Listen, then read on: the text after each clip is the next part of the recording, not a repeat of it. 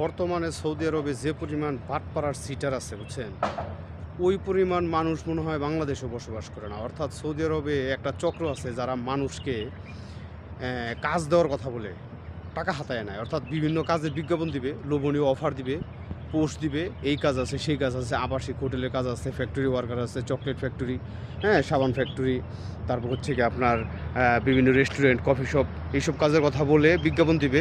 তাদেরকে বলবে, কাফেলা করাই দিবে, হ্যাঁ, কাজ দিবে, বেতন ভালো দেখাবে। তারপরে বিভিন্ন অসহায় বেকার যারা বসে আছে তাদের কাছ থেকে এই টাকাগুলো হাতায় নিয়ে মোবাইল টোবাইল সব বন্ধ করে ফেলবে।